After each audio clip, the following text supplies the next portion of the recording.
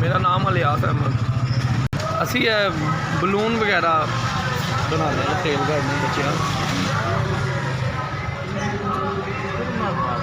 यह मेरा बेटा है, वो मिल जुल के काम करने नाल है, पढ़ता भी है, घर के अखराजात वगैरह चलाई दे ने। महंगाई बड़ी है, दुनिया की तारीख की महंगाई है अजकल।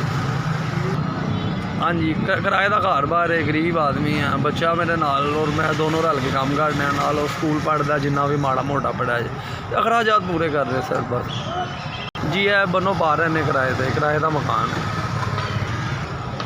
6000 रुपया किराया है बनो पार मकान। 4 बच्चे ने, 3 बेटे ने, 1 बेटी है। सब तो बड़ा बेटा है। रोटी कमानी बड़ी मुश्किल हुई है। यह अल्लाह की ज़ात है जी, पूरी कर देंदी है मेहनत करने नाल, हीला वसीला करने नाल। उस तरह कोई हाल नहीं करता। एक नालों अद्धी खा लो वो बेहतर है, हलाल दी कमा के खा लो, कोई गल नहीं। गुरबत का हाल है कि कपड़ा चुको ढिड अपना नंगा होंगे। देखो यह देखो जुत्तियां के हाल देखो साढ़े। फ़ोन नंबर है 0311 122 4499।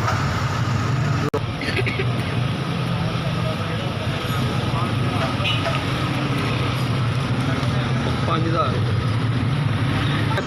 जिन्हें भी साढ़े लिए इंतजाम किया, एहतमाम किया, अल्लाह पाक ओदा भी सेहत तंदुरुस्ती करे, वो अगले पिछलियां की भी करे, और साढ़े सब की भी करे। इस तरह के इंसान की जरूरत है कि अल्लाह ताला उन्होंने सेहत देवे, उसकी तंदुरुस्ती करे। जिन्हें साढ़ा माड़ियां का ख्याल किया, साड़ी मदद की, तो अल्लाह ताला बुरी बात बचाए उन्होंने भी। हो सकता मैं बड़ा शुक्रगुजार हाँ उन्होंने, जिन्होंने साढ़े गरीबों का ख्याल किया, तो इन्होंने साड़ी मदद की, पैसे खिलाए साढ़े लिए। ये माल पा लाँगे माशाल्लाह डबल दुगना हो जाएंगे पैसे माल देना, मेहनत करने वाले। SVS अल्लाह ताला सलामत रखे उन्होंने, जिन्होंने भी सानू पैसे पहुँचाए, उन्होंने मदद करवाए।